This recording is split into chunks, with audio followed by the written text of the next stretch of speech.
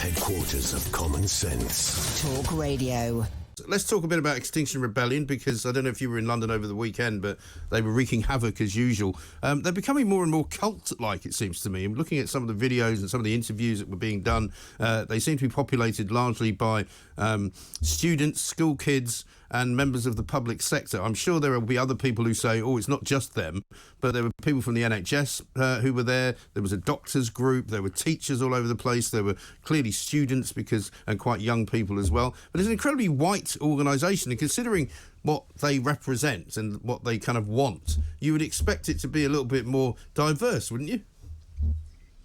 Well, perhaps. I mean, it doesn't concern me too much, the identity makeup of the group, because I think the cult like description that you've given is better it described by the fact that the organisation Extinction Rebellion, and indeed its offshoots like Stop Oil or Insulate Britain, or all of these kind of people we've seen gluing themselves to things over the last few years, the reason why they have become or always were cult-like is because at the focus of their political ideology is a refusal of debate. So we hear from them that there is, this is not a discussion, this is not a debate, we must act now, that if you don't don your best papier-mâché costume and join them in Trafalgar Square in trying to bring the country to a standstill, that you are the problem. And I think that's what puts off most people, rather than the fact that, yes, if you're going to be sort of focus in on the identity makeup, it does tend to be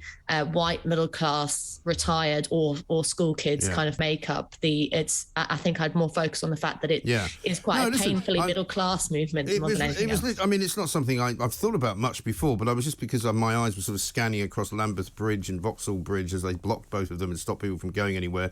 It just suddenly struck me that, these are the kinds of people you would expect to be standing up in university lectures demanding to decolonise Jane Austen and making sure that, mathematics was taught in a different way, like they're trying to do in Durham. And yet in their own organisation, which is quite influential in terms of young people, they don't seem to care.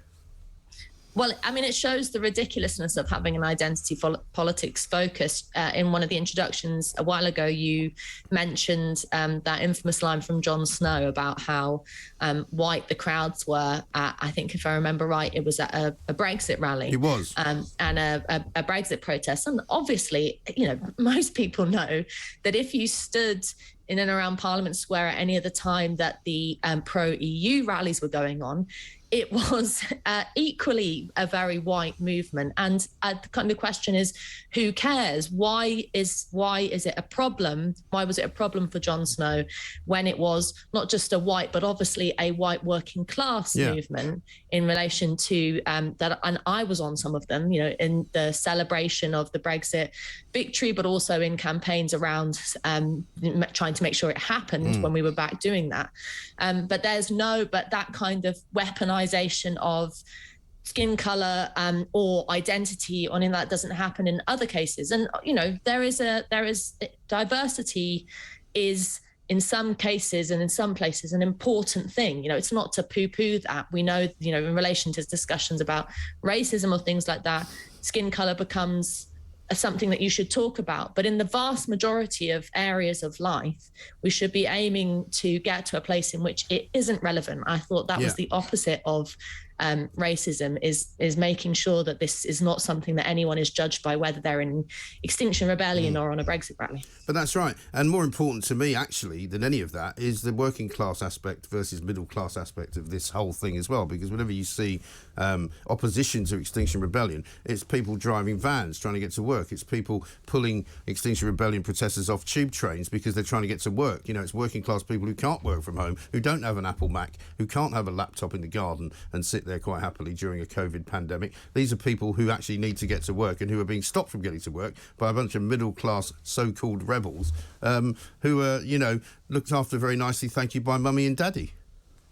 Well, I can't tell you how many times my husband, who's a tree surgeon, has come home from work and told me that he's done a job for someone who has Extinction Rebellion posters up in their wall, or is a pro low traffic neighborhood supporter. And it just, it kind of completely is mind boggling, the fact that these people want to have workers come and do the stuff for them. You know, the white van man is very important to protect when he's, you know, changing the cistern in your toilet or cutting down your magnolia tree in your lovely garden. Yeah. But God forbid he should move around London comfortably or be, you know, not be fined for moving around. So there is a real class distinction in all of this, I think. Yeah, no, totally. And that will, in the end, I think, be their downfall, because I was seeing for the first time this weekend an awful lot of what I would say kind of not particularly aggressive, but very anti-Extinction Rebellion social media activity. You know, they're not the darlings of everybody any longer, because they've been doing this for too long. You know, it's one thing to say, oh, we're raising awareness. Well, I don't think you really need to raise awareness anymore. I don't think anybody in this country is not aware that there is a climate change issue, which some people think is an emergency and other people don't. But I don't think it would be right to say we must raise awareness. And of course, now it's moved slightly. Now they're saying they want the government to immediately stop investing in oil. And that's just not practicable. Everybody knows that there is a discussion to be had about climate change and the environment, and most people are up for that discussion. So, you know, most people aren't kind of hoofing on their exhaust pipes, you know, kind of coal-sucking idiots saying there's nothing, you know, nothing should be changed in the world, everything's fine. Most people are not like that. But what most people oppose is the idea that there should be, that we should sacrifice our quality of life for this sort of deluded idea of net zero. So the fact that you had stop oil protesters locking themselves in tankards or in tunnels, wherever they were, in the same week that we were hearing the effects of the cost of living crisis, and in particular in relation to energy prices, partly related to what's going on in Ukraine with Russia's invasion, and partly because of the failures of our own energy policy throughout the last 20 years of this government and longer. And you just think, how out of touch can you be? Because the central message is not let's create a better world in which people live nicer lives. And you know, as a bonus, the planet is saved for future generations, because I care about my future kids and future grandkids.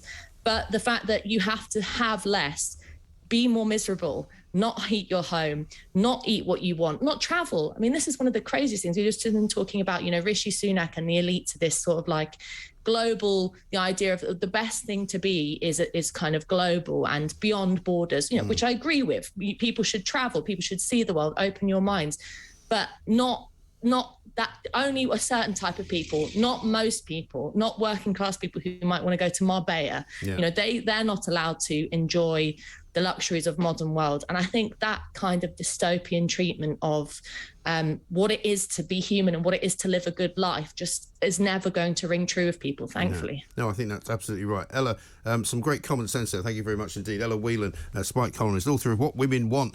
Good talk. Hot talk. Bold talk. Talk radio. Listen on your smart speaker. Watch it live on your smart TV. The world headquarters of common sense. Talk Radio.